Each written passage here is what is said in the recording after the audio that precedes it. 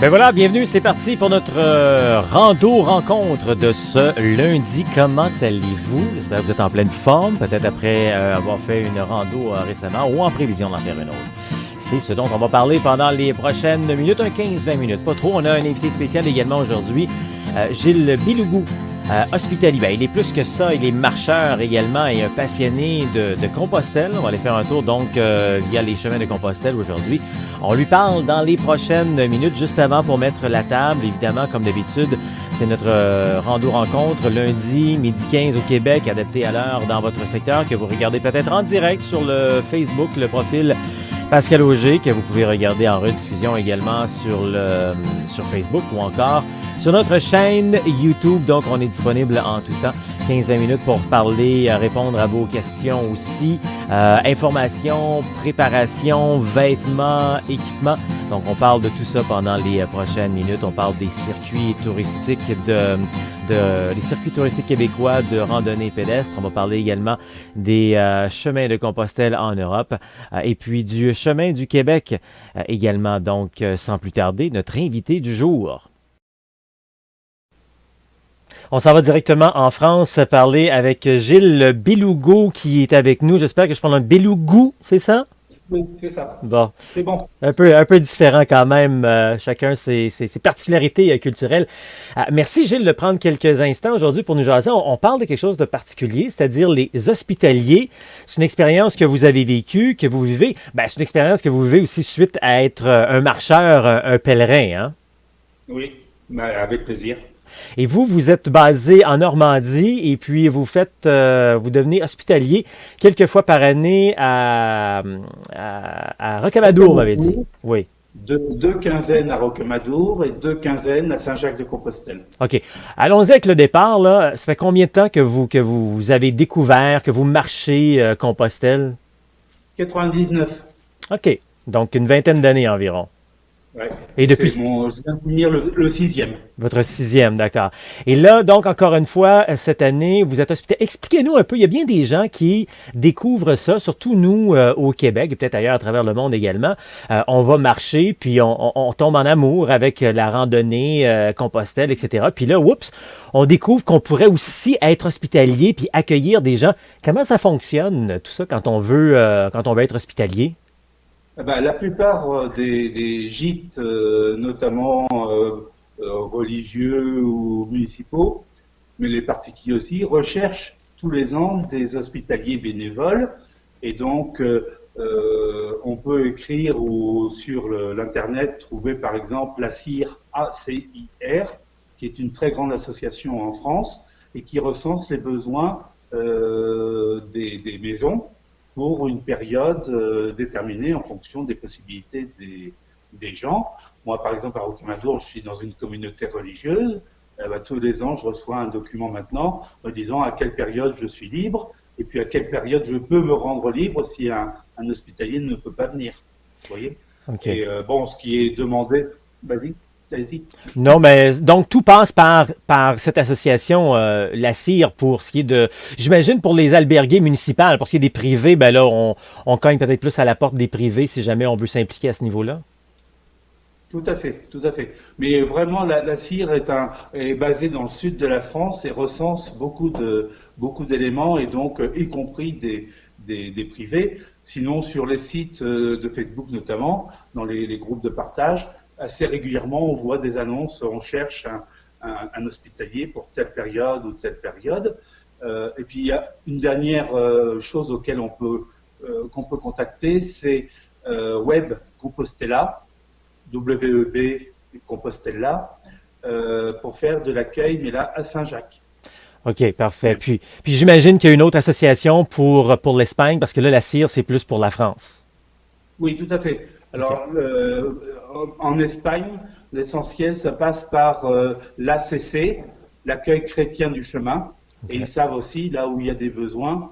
Et c'est souvent par eux que l'on trouve les places. Et les Français sont assez recherchés parce qu'il n'y en a pas français, francophones, pardon, les francophones sont assez recherchés parce qu'il n'y en a pas beaucoup. Ah, OK, bon, c'est un bon point de départ.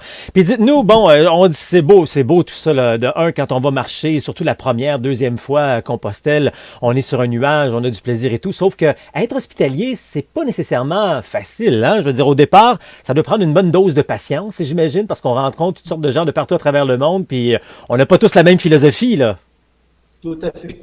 Bah écoutez, le travail en tant que tel, c'est pas compliqué. Ou bien l'hébergement se fait avec le petit déjeuner et le dîner, souvent. Donc il faut être un peu cuisinier. Sinon, à minima, il y a le petit déjeuner, ça c'est pas compliqué. Et puis il faut accueillir les gens qui sont quelquefois fatigués, blessés, énervés, voilà, qui ont des soucis.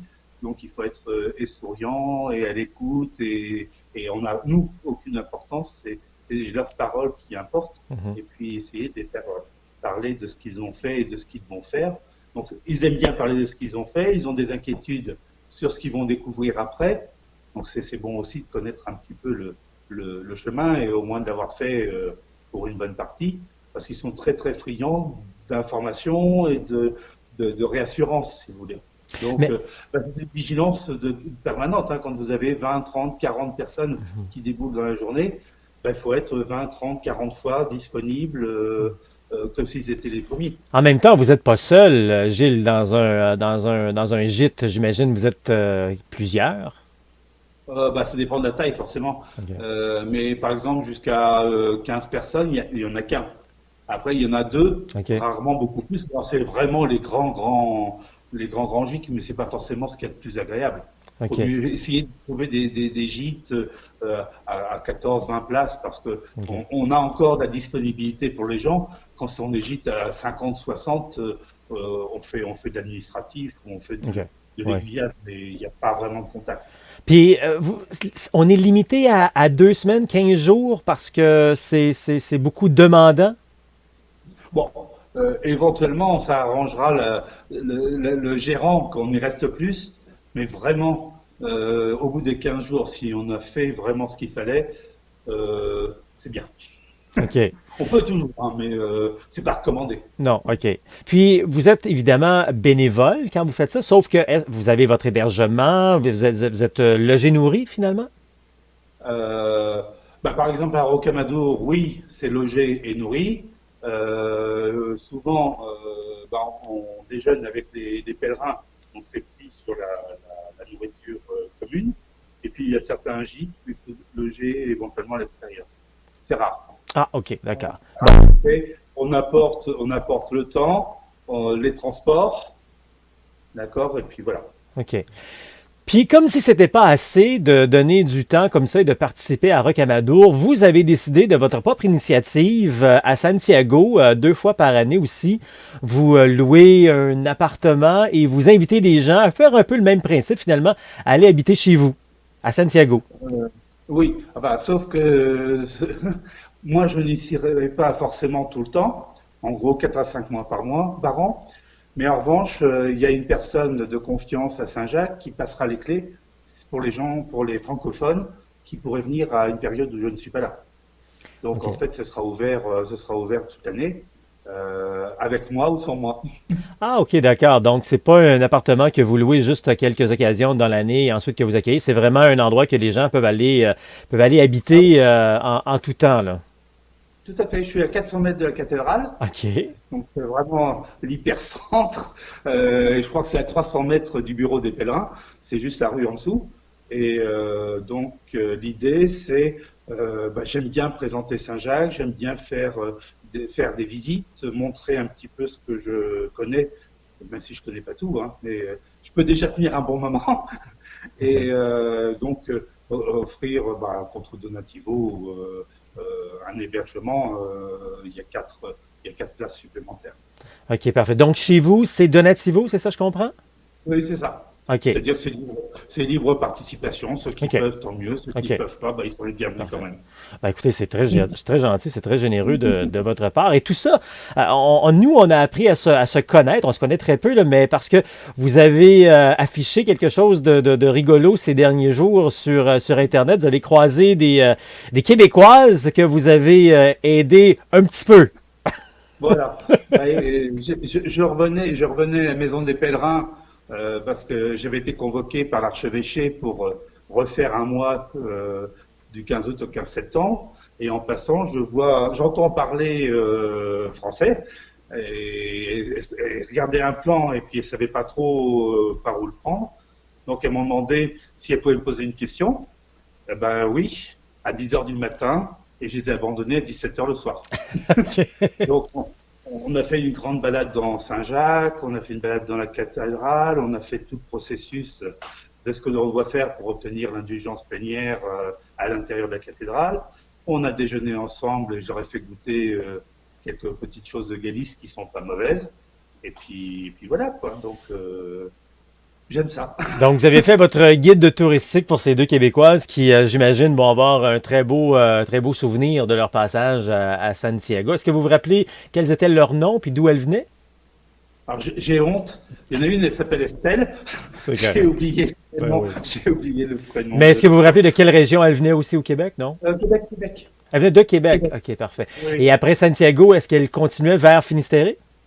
Non, non, elle OK. rentrait au Canada. C'était Elle terminé leur rentrait au voyage. Canada. OK. Et ils m'ont donné une idée que je suis en train de travailler déjà, c'est de faire un guide papier de visite de Saint-Jacques en faisant des itinéraires en français parce que ça n'existe pratiquement pas. Ah, ben voyons, c'était excellent. Et Là. un bouquin avec une partie historique, une partie architecture et art, et puis une partie visite dans la ville, rue par rue, quoi, faire un itinéraire Bon, pour que ben, les gens fassent j'ai une l'im- petite partie pratique, j'ai une petite l'impression partie. que j'ai l'impression que c'est pas la dernière fois qu'on va se jaser. Là, vous avez des idées, des projets, puis c'est intéressant en plus pour les francophones. Ça, c'est très agréable. Ben, écoutez, est-ce qu'il y a autre chose en terminant, on devrait mentionner sur toute cette expérience, puis d'hospitalier ou encore de l'accueil que vous faites à Santiago?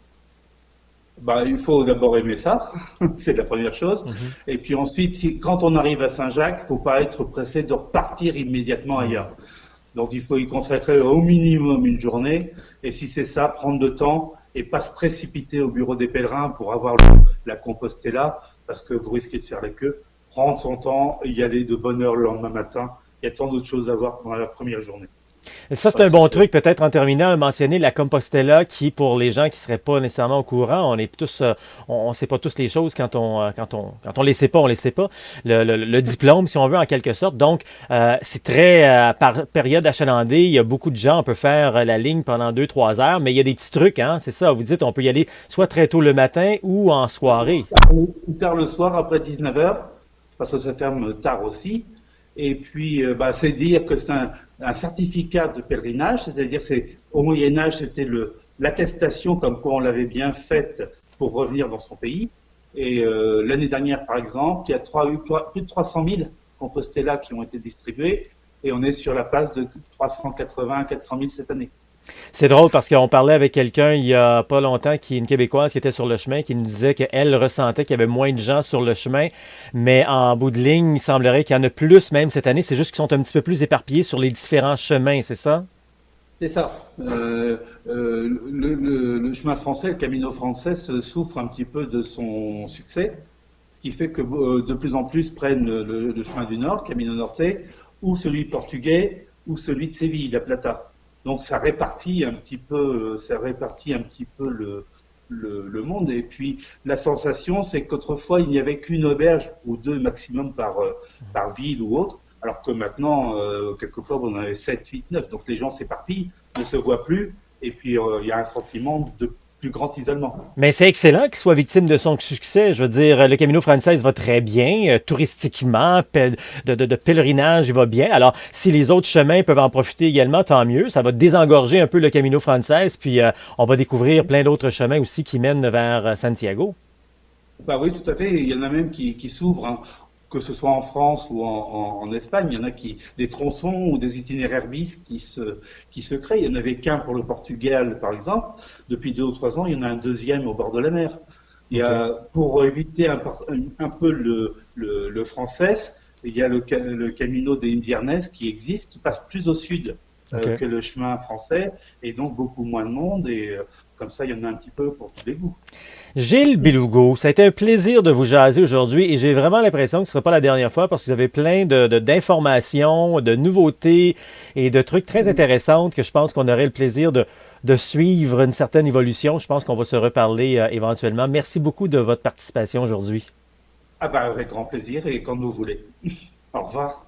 Ben maintenant, on passe à l'étape de vos questions. Entre autres, il y a beaucoup de questionnements ces temps-ci sur tous ces différents chemins, circuits qui se passent à travers le Québec et on veut démêler un peu tout ça.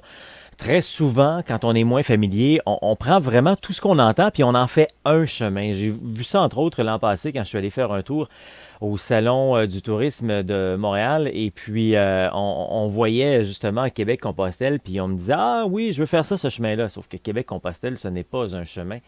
C'est un service pour bien vous préparer. Alors, vous voyez, c'est important un peu de démêler tout ça. Il y a une vingtaine de chemins présentement. Vous allez tous les retrouver sur le site Internet Québec-Compostelle. Je dis une vingtaine de chemins. C'est vrai et c'est pas vrai.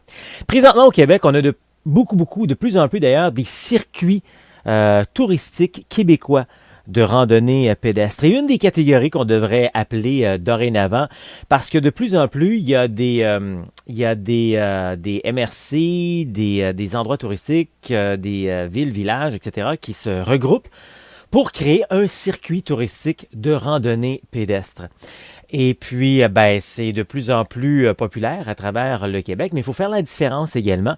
Et on ne peut pas nécessairement comparer ceux-ci, n'importe quel autre chemin, d'ailleurs, à travers le Québec, via Compostelle. La grande différence avec ces circuits touristiques québécois de randonnée pédestre, c'est qu'ils sont justement axés envers le tourisme. Ils ont souvent été créés par un environnement très touristique et on veut faire venir les gens dans une région pour faire découvrir cette région par les marcheurs. Très souvent, ce sont des boucles et on va faire, on accueille les gens dans des gîtes de style B&B. Sur le circuit en tant que tel, il va souvent y avoir des services comme des endroits de yoga ou encore de méditation ou de massage, de massothérapie, des centres de massothérapie, des spas, etc. Alors, c'est beaucoup développé envers le tourisme et il faut se dire les vraies choses, là, c'est beaucoup plus douillet. Ce genre de tourisme là n'a pas comme Compostelle apporté un gros pack-sac. On n'apporte pas de sac à couchage, on n'apporte pas de matelas, encore moins. On apporte vraiment sur place. Bon, pas qu'on en apporte pour Compostelle, j'aimerais me corriger là-dessus, là. Mais quand on arrive dans un B&B, c'est vraiment là, du 5 étoiles. On a la literie, on a un bon matelas, on a un lit privé, on a souvent les serviettes, le shampoing, etc. Donc, c'est vraiment autour d'un tourisme très développé pour le genre de personnes qui, normalement, feraient peut-être un circuit dans cet endroit-là, peut-être en moto ou en auto, mais avec le confort qui vient avec. Sauf que là, on veut le faire à pied. Donc ça, c'est très, très important de voir la différence entre ce confort, ce moyen plus touristique qui se développe de plus en plus. Maintenant, de l'autre côté, il y a ce qu'on appelle les chemins communautaires. Ça, c'est des chemins qui existent depuis plusieurs années, qui étaient peut-être les premiers à se développer à travers le Québec, qui, oui, ressemblent un peu plus à la saveur, à la couleur Compostelle. C'est-à-dire qu'on va plus dormir dans des sous-sols d'église, dans des salles communautaires, peut-être chez un particulier, mais plus style dortoir, donc beaucoup plus à la saveur Compostelle, comme je disais.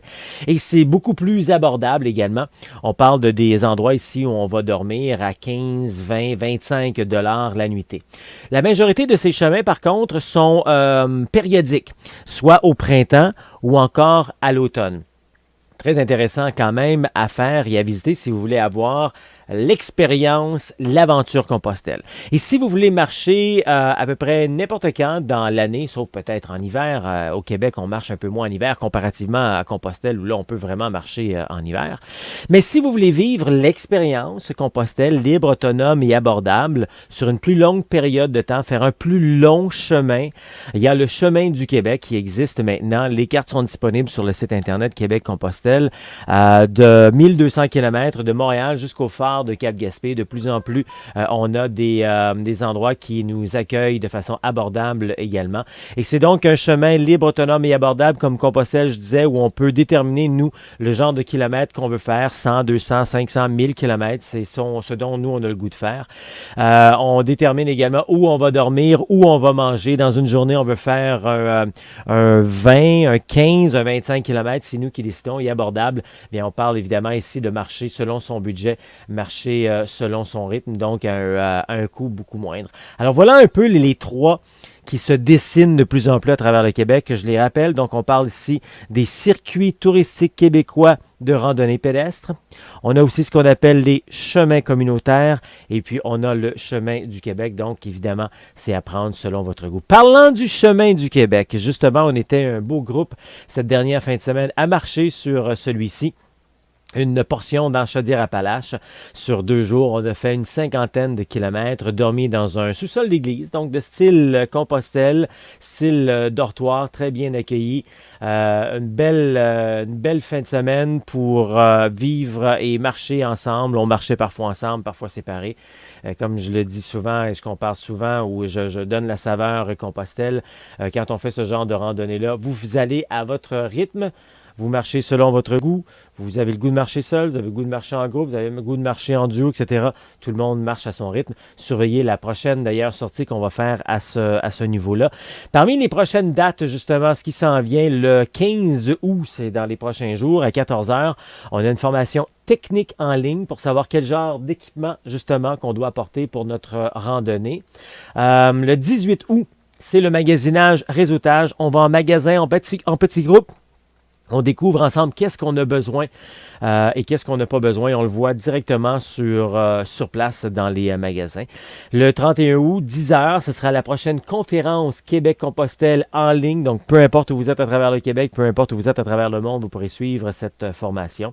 Et puis, le chemin du Québec, je viens de vous en glisser un mot. La prochaine sortie, prochain événement, c'est à la fin, au début du mois de septembre que vous pourrez y participer. Puis, on a également nos week-ends formation rando. Ça, c'est toujours la première fin de semaine du mois, première fin de semaine complète où vous pouvez avoir toute votre initiation de randonnée sur 2 jours. Une journée, c'est plus le côté théorique et l'autre journée, on fait une randonnée de 15 à 25 km. Donc, vous voyez le tout sur le calendrier de Québec et Compostelle.